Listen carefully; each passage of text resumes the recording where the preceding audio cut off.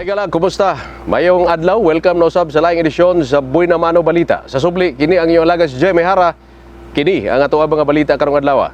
Mga kaigsunan, dita maglangay, usbaw sa pagkolekta sa real property taxes din sa ato ang lalawigan sa dinagat, lauman na sa mga taxpayers ining mosunod na mga bulan.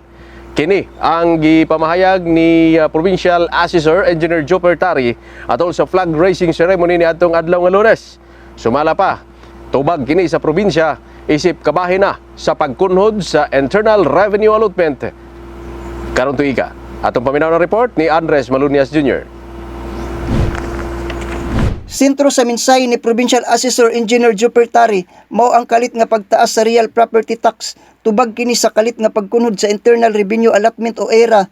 Naisgutan kini atol sa gipahigayon nga flag raising ceremony niadtong adlaw Lunes, Agosto 22, tuig 2022 sa Provincial Capitol Labi 40 Dinagat Islands. Subay sa nasayran, nikabat sa 14% ang pagkunhod sa ERA kung kini ikumparar niadtong tuig 2020. Ug mosobra mo kulang sa 100 milyones ang pagkunhod niini alang niining tuiga. Isip tubag niini, kinahanglan ipatuman ang usbaw nga 10% sa real property tax collection karon nga tuig 2022 ug kung kini 100% nga mapatuman, mukabat sa 51 milyones ka pesos nga property tax ang makolekta gikan niini nga buluwisan. Sigon pa ni Tari, anaa sa 50% lamang kini sa mikunhod nga kantidad gikan sa ERA. Hinuon gidugang sa opisyal nga mamahimong makabuot sa probinsya ang gitinguhang pundo gikan sa pagkunhod sa ERA kung mokooperar ang mga minahan sa pagbayad sa ilang mga delinkwenteng buluwisan. Sa laing bahin, gipasabot usab ni Provincial Community Affairs Officer G. Benitez ang mahitungod sa rule and regulation sa umaabot nga Capitolympics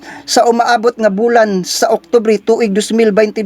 Alang sa Buhay na Mano Balita, kini si Andres Malunias reporting. Parayan sa laing balita mga kaigsunan, Municipal Forum for Resiliency gilusad sa tuang probinsya, kauban si Governor Nelo De Vera Jr. Usa sa ilang mga gisgutan ang Cash for Work program alang niadtong mga inilang benepisyaryo. Ang detalye ni mga balita ihatod ni Jeneline Caniete. Agay pagsiguro sa haom nga implementasyon sa programa nga adunay kalabutan sa pagprotektar sa kinayahan, ingon man ang pagpalambo sa katakos alang sa pagsugakod sa mga hagit ug risgo niini ang hugot nga gipasabot atol sa gipahigayong Municipal Forum for Resiliency Program through Cash for Work 2022 niadtong 19 sa Agosto sa Provincial Emergency Operations Center, Santa Cruz, San Jose. Gipangunahan kini sa mga tigdumala og personahe sa buhatan sa Department of Social Welfare and Development kun DSWD, katimbayayong ang provincial government sa pagpanguna ni Governor Nelo P. De Vera Jr. kauban ang mga hepe og tigdumala sa mga buhatan nga adunay dakong kalambigitan sa pagpadigayon niini sama sa Provincial Planning and Development Office, Provincial Labor, Employment and Manpower Office, Provincial Social Welfare and Development Office, Provincial Environment and Natural Resources Office, Provincial Disaster Risk Reduction and Management Office ug mga representante gikan sa 7 ka lungsod sa probensya. Hanay nga gipadayag niini ang mga papel o responsibilidad sa mga tigdumala o pagbansay kanila sa pagpadagan o pag-ipa-implementar sa insakto nga schedule alang sa mga kwalipikadong individual nga makabenepisyo sa naasoy nga programa. Ang tumong nini nga mahatod sa katawhan ang suporta alang kanila pinagi sa usa ka epesyente o dikalidad nga pagpanarbaho nga nakasubay sa panginahanglanon sa usa ka komunidad. Sa dugang bahin nakadawat usab og flack of commendation ang LGU Dinagat nga maoy labing nanguna sa pagpasa og project proposal ug LGU Libho nga isa sa pinakapaspas nga nagpahigayon og payout sa gipahigayong RRP CCAM DRR project sa probensya sa Dinagat Islands. Alang sa Buhay na Mano Balita, kini si Jeneline Caniete reporting. Mga senior citizens o mga PWD personal nga gihatdan sa ilahang pension o mga ayuda sa ilang mga tagsa-tagsa kapangapanimalay, ilabi na katong mga anaa sa hilit nga dapit. Nagmalipayon ang mga benepisyaryo nga midawat niini. Ingon man sa mga nagdumala sa maong programa. Ang maong report gitutukan ni Andres Malunias Jr. Nagmalampuson ang duha ka adlaw nga pagpangapod-apod sa mga food packs ug pension payout ngadto sa mga PWDs ug mga senior citizen nga benepisyaryo niini nga programa nga gipasiugdan sa provincial government luyo sa pagpanguna sa Provincial Social Welfare and Development Office o PSWDO nga gipahigayon atong adlawng Lunes ug Martes, Agosto 15 ug 16 tuig 2022 sa mga naglahing barangay sakop sa munisipalidad sa Basilisa, Province of Dinagat Islands. Isa-isa niini nga gihatod sa mga personahe nga nagagikan sa Provincial Social Welfare and Development Office o PSWDO ang mga food packs lakip ang cash assistance ngadto sa usag-usa ka Pinoy-anan sa mga PWD ug mga senior citizen. Gibutyag usab nga ang priority niini mao ang senior citizen nga nagpangidaron og 90 anyos pataas nga mao'y mamahimong makadawat sa cash assistance nga nagkantidad og 3,000 pesos sulod sa 6 ka bulan nga nagsugod sa Enero hangtod sa Hunyo. Lakip usab ang paghatag og food packs. Aduna usab cash assistance nga nagkantidad og 1,500 pesos para sa mga PWD sulod sa 3 ka bulan nga nagasugod sa Enero hangtod Marso. Sabay niini ang paghatag og food pack. Tumong niini mao ang pagtabang sa mga senior citizen ug PWD hilabi na sa pinansyal aron mapalit dayon nila ang gikinahanglan para sa ilang kaugalingon sama sa maintenance sa tambal ug uban pa. Dugang pa niini adunay 16 ka ihap nga PWD nga nagagikan sa napulo ka barangay sakop sa munisipalidad sa Basilisa. Anaa sa gipahigayon nga kalihukan sila Norgin G. Diaz, Social Welfare Assistance and Senior Citizen Focal Person, Rodilo G. Briguli, RRC 3, PTO Dinagat Islands ug si Ruby E. Eleka, Fiscal Examiner PTO Dinagat Islands. Alang sa Buhay na Mano Balita, kini si Andres Malunyas reporting. Parayon sa to ang mga balita, sectoral planning workshop aktibong gipartisipahan sa nagkadaiyang mga ahensya. Kini isip pagpangandam sa umaabot nga pagpahigayon sa Executive Legislative Agenda dito sa Davao City. Usa kini ka mahinungdanon nga koordinasyon para mas epektibong mahatod ang serbisyo ngadto sa publiko. Kini nga report gitutukan ni Lawrence Maynidia. Gituki sa gipahigayong duha ka adlaw nga sectoral planning workshop alang sa tuig 2023 hangtod 2025 nga usa ka inisyatibo sa Provincial Planning and Development Office or PPDO nga may kalambigitan sa preparasyon sa umaabot nga Executive Legislative Agenda sugod niadtong Agosto 22 hangtod 23, 2022 sa Provincial Emergency Operations Center, Santa Cruz, San Jose. Ang naasoy nga kalihukan adunay kalambigitan sa programa nga gidumalaan ni Governor Nilo P. D. Merry Jr. parte sa Remedy Strategic Development Framework nga ilang gisunod. Aduna ang Remedy for Rural Development and Industrialization or RDI, Remedy for Economic and Food Security or EFS, Remedy for Medical Emergencies and Special Concerns or MESC, Remedy for Enabling Governance and People Empowerment or EGPE, Remedy for Environment, Disaster Mitigation and Public Security or DIMPS, ug Remedy for Children, Youth Development and Social Security. Base sa Section 109 RE 7160 o Local Government Code of 1991 nga kada bag-ong administrasyon adunay paggahimuong comprehensive multi-sectoral development plan para sa tulo ka tuig nga termino para sa ilang programs and projects apan nanginahanglan og mga legislative measures, mga resolutions ug ordinances aron mamahimong epektibo ang maong programa. Mao kini ang gitawag nga Executive Legislative Agenda or ELA. Diin kini giuyunan matag sektor o kini mamahimong blueprint o instrumento sa provincial offices o national agencies sa pagpadagan sa probinsya. Matud pa kay George C. Daligdig, LPTENP Provincial Planning and Development Coordinator, nga gibahin-bahin nila ang mga provincial offices, national line agencies o ang civil society organization sa 5 ka sektor, sama sa economic sector, environment sector, social sector, development administration sector o infrastructure sector base sa ilang mga biases sa ilang mga priority development PPAs aron makahatag silang inputs sa ilang mga programa o proyekto. Ato ang executive and legislative agenda nga gipahigayon nato karon gitawag nato ni siya og sectoral planning workshop. Ato ani siyang gipahigayon para ato ag yung mabuo ang mga inputs sa matag sektor para ato siya masasan, ato ang puno, mabutang sa ato ang proposed document ang ilang tagsa ka mga priorities kada agency o mga opisina para pag-abot nato dito sa final document, gamay na lang ang kulang. So mao nang atong gipahigayon karon ang ato ang intensive nga sectoral planning workshop at least once and for all dinhi pa lang maka-input na ang tanan nga mga involved nga mga stakeholders. Kada sektor aduna sila gidiskusyonan parte sa ilang mga development issues, goals and objectives, strategies ug uban pa. Sama sa environment sector ang mahitungod sa waterways and coastal water contamination and pollution, and protected culture and tradition, natural and other ecotourism assets ug uban pa. Sa economic sector ang mahitungod sa low productivity in agricultural crops og insufficient production of food crops. Pipila usab sa diskusyonan sa social sector ang mahitungod sa health and protective services subsectors sama sa notable numbers of crime incident in the province ug uban pang mga gilahad sa matag sektor. Alang sa Buena Mano Balita, kini si Lawrence Menidia reporting.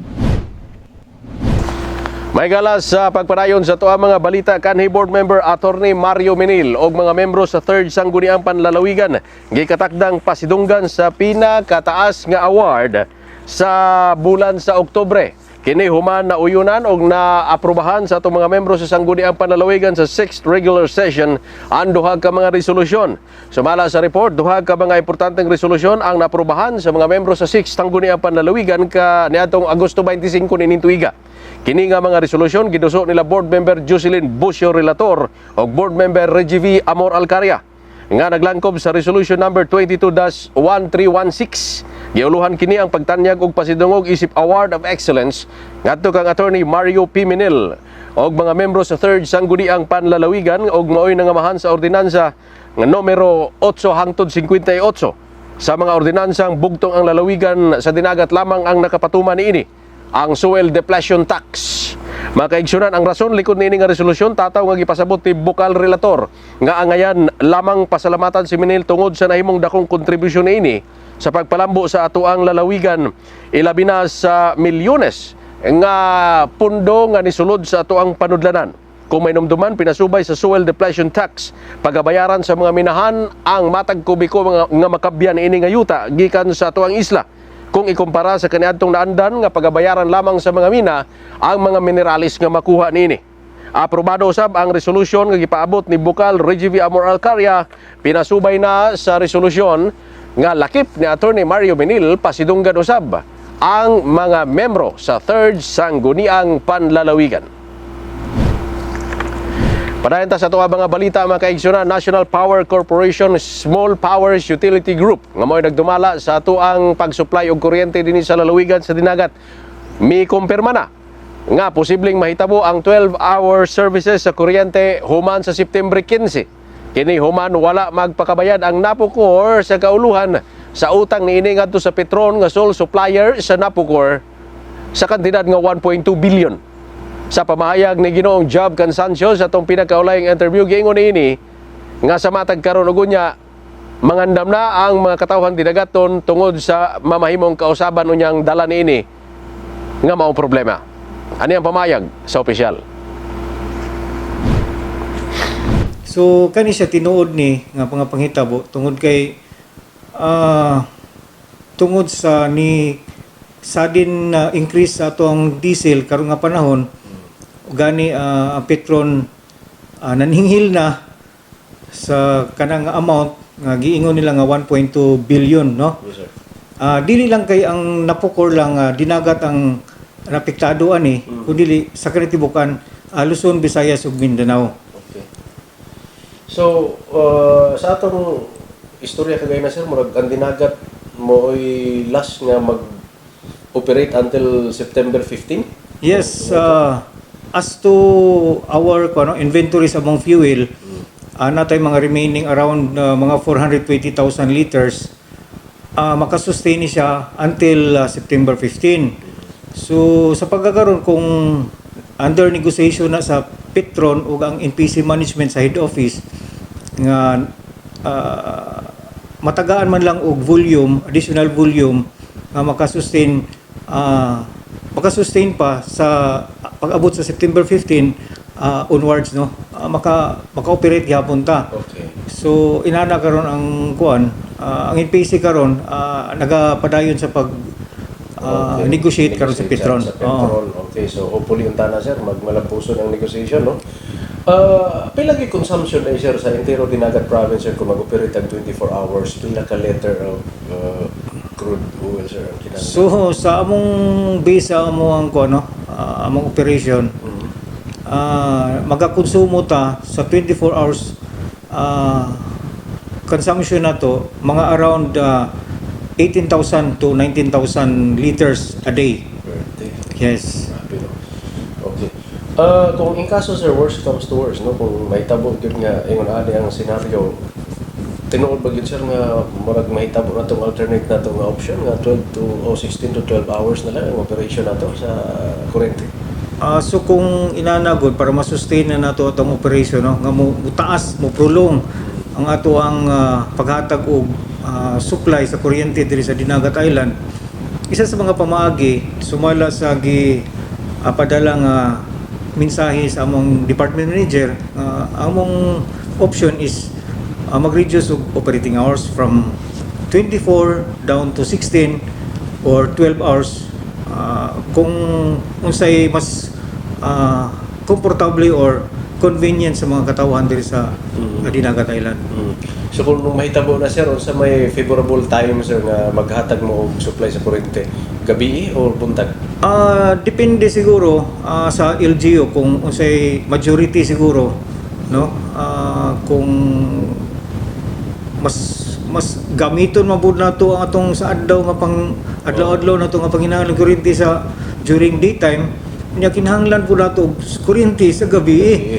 So siguro kay for safety, no, during night time ang good, so kinahanglan butag suga. Yes sir. So depende ni sa kuan kung mingon sila na rotational load shedding. Kung na rotational load shedding, medyo maubos ang ato ang consumption. Yes sir. So kay mubaba man ato ang load ana nga time kung natay sama sa gihimo nato tong mga niagi nga wala tay rental. So nasinati nato sa una nga natay rotational. Say katong nga part sa munisipyo dili masugaan. So ibalik sila another so palong na pod. So inana siya daghan og mga options. Okay. Pero ang good news da sir, ongoing pagyapon ang negotiation karon between NPC and Yes, Petron. oo. Actually no negotiate gid sila karon ni hangyo gid sila sa Petron nga matagaan tag additional volume. Gani ang dili lang kay kita lang napiktahan bisan gani dito sa Kalamansig among Sultan Kudarat, actually naka-implement na sila dito og burnout, no?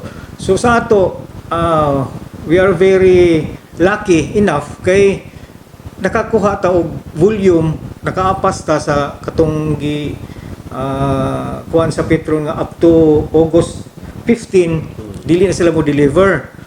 Pero at least nakakuha ta before nakakuha ta additional volume mo naka medyo naka-stock ta gamay, no? So kuan siguro ang ato lang nga pagampo gid yampo na to nga patagaan tag favor sa taga Petron. Yes sir. Ma-negotiate na to or matagaan og partial payment siguro sa NPC management sa head office. Okay. So matagaan ta og volume particularly diri sa Dinagat. Apektado ang mga spag din sir, no? Ano meron? Tanan. Yun. Actually na yung gipang mention sa Petron nga mga planta katong mga big plants lang. Pero katong mga gagmay ra man sila mga deliveries around 20,000. Ang sa ato is dagko ta og volume requirement per month at least nata sa mga 600,000. So, sa part sa local government unit, sir, sa probinsya, sa may posibleng matabang nila, sir, in support sa ining kagustuhan nato nga unta na mahangyo ang Petron? Siguro sa ako, no, minimize na lang ginato siguro ang paggamit sa kuryente.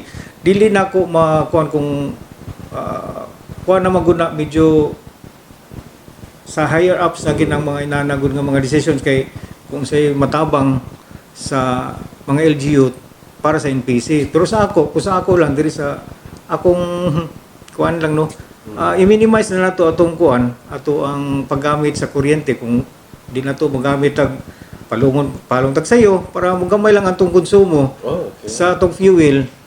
So maka-extend ta og number of days, no? So, ang sugod ini, sir, come September 15. September 15 mo na mong estimated nga mo run out na mi sa mong fuel. Okay. So, diha na ma-experience nato after September 15 go Katong giingon ninyo nga 12 or 16 hours ba na operation? So kanagi siya actually kanang September 15 mo na mong estimated volume nga mahurot na gid siya. Hurot na, Mahurot na gid siya. Actually na mga dead stock ana pero dili na to siya magamit kay hugaw na maguna siya sa mga tangke na to. So medyo kuan siya. Actually na ginagmay ana pero dili na to siya ikonsumo. Dili na siya. Dili siya advisable sa operation, kay kadaot na. daot siya sa tong unit. Okay. So kuan siguro kung mo-coordinate po mi actually coordinate mi sa Jelco kay actually si Congressman Daguok nakabalo mo siya ni kay actually siya magid in the first place kabalo po siya ni nga later kinama na ni. So magita lang mi pamaagi kung unsay buhaton na to, no? Unsay buhaton na to nga maka-sustain ta sa tong operation. Ayun. Sobra sa September 15. Sir, sa katapusan siguro sir, basin na kay gusto may paabot na panawagan sa itong mga konsumante sir, sa Interior Dinagat Province nga nagtanaw sa ato karon para sa katinawan lang po sa tanan sir. Go ahead, sir. Okay, no. Sa makausapan no may hapon sa tanan. Ang ako lang kami gud mga hiyo lang mi punig siguro gamay nga pagsabot sa NPC kay dili man gid nato ni control nga paghitabo kay kini actually global market man ni nga pagtaas sa presyo sa krudo tungod sa ang among allocation nga fuel for 1 year so na shorten ni siya katunga sa tuig kay tungod sa fuel nga ni sobra kataas almost 80 pesos no ang diesel. So arang-arang na gali karon kay medyo ni ubos-ubos gamay. Pero kagapadayon gihapon ang ato ang NPC management sa pag-negotiate sa Petron nga matabangan ta nga matagaan tag additional volume nga fuel para diri sa Dinagat Island. So ang ako lang makuan nga gamay lang gyud nga kanang pagsabot no especially sa atong operation ko in case nga natay ma-experience nga brownouts so siguro magampulan ta nga dili ni maprulong matagaan hitag volume mobalik ta sa atong normal nga situation no nga 24 hours continuous supply of electricity diri sa Dinagat Island. So ang amo lang hangyo nga ang pagsabot lang gyud no kanatong tanan. So kato lang siguro. Parahin ta sa to ang mga impormasyon, Local Health Investment Plan gilusad sa pagpanguna ni Provincial Health Office o sa Provincial Health Office sa tinguha nga maanay ang magimbuhaton sa naasoy nga sektor sa mosunod nga tulo ka tuig. Ang atong minumduman ang Provincial Health Office o sa kini sa mga buhatan sa provincial government nga naghatag sa ilang vital rule para mas mapadayon ang kahimtang sa maayong panglawas o maprotektahan kita sa bisan unsang sakit. Andog ang detalye niini nga mong balita, mobalik si Lawrence Maynidia. Pagpalambo sa kalihukan sa PHODOH pinaagi sa planning workshop, usa ka orientation on 2023 to 2025 Local Investment Plan for Health or LIPH and 2023 Annual Operation Plan ang gipahigayon. Kini usa ka programa sa Provincial Government of Dinagat Islands ubos sa pagdumala ni Governor Nilo P. Demery Jr. pinaagi sa buhatan sa Provincial Health Office or PHO nga hatagan og higayon aron sa pagpalambo sa ilang serbisyo. Kini gisugdan karong adlaw Agosto 25, 2022 sa Provincial Emergency Operations Center, Santa Cruz, San Jose. Gipangunahan ni Planning Officer 3, Engineer Arlene Santua ang mahong kalihukan. Matud pa niya ang Local Investment Plan for Health or LIPH usa ka kay document o Biblia sa ilang paghatag og serbisyo sulod kini sa tulo ka tuig nga adunay usa ka Annual Operation Plan o AOP matag tuig. Tumong niini nga aktibidad ang mahatagan og dakong prioridad ang mga health problems and concerns sa pag-input sa ilang mga programa matag munisipyo sa probinsya ug mabudgetan kini ug masuportahan pinaagi sa mga resolutions ug ordinances. Anaa sa kalihukan si Provincial Health Officer Designate Dr. Vin Johan S. Manlapas, Provincial LIP Coordinator Cherlyn J. Benitez RN, DMO5 Ms. Lucita O. Tagodin RN MCH, mga Municipal Health Officer, municipal budget officer ug uban pang mga health officer and personnel matag munisipyo sa probinsya. Alang sa Buena Mano Balita, kini si Lawrence Maynidea reporting. Padayon ta mga kaigsunan dinhi sa Buena Mano Balita, inyo labang makita sa Provincial Information Facebook page. Mao kini ang official information hub sa province of Dinagat Islands sa nagpadayon nga mga katuigan. Padayon ta sa ato impormasyon, 30 ka mga personay sa kapulisan may pailalom sa Financial Literacy Seminar. Tinguha nini nga maong kalihukan nga madugangan ang kaalam sa tuang mga kapulisan nga malungtaron og maayong pagdumala sa ilahang kwarta o panudlanan. Si Ginoong Sunny Seco ang General Manager sa News MPC Multipurpose Cooperative. Kauban si Police Colonel Ariel Red ang nangulo sa maong okasyon. 30 ka mga police personnel gikan sa Dinagat Islands Police Provincial Office o pipila ka mga membro sa Municipal Police Station ang misalmot niini. Buot sa kapulisan nga madugangan ang ilahang kaalam para malikayan ang sobrang gasto kontra kita. Mga kaigsunan, kato ang nalanggom sa ito mga balita karong adlaw sa Buena Mano Balita. Ikaunom nga edisyon na kini Kuya Rights, no? Ato lamang gipanawagan sa tanan nga atong pangandaman ang posibleng pag-utros sa serbisyo sa kuryente karong September 15.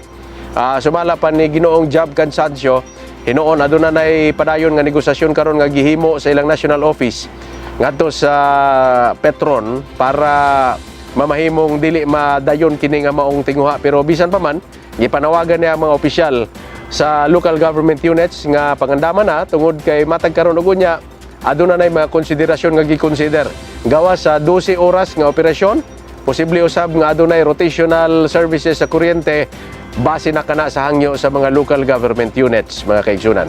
Giklaro ni Ginoong Job Cansancio nga ang lokal nga pamunuan sa Napocor SPAG walay kalambigitan sa utang sa Napocor National Office nga 1.2 billion ngadto sa Petron. Kauban si Kuya Rice Casiano o sa kinatibuk ang membro sa Provincial Information Office. Mga kaigsunan, kini ang inyong alagad si Jeme Hara sa subli manamilit sa pagpainumdum sa pag-ingon ang lungsod nga makisayod. Kanang nga lungsod mo'y sukaranan sa kalambuan og demokrasya. Mayong adlaw sa tanan.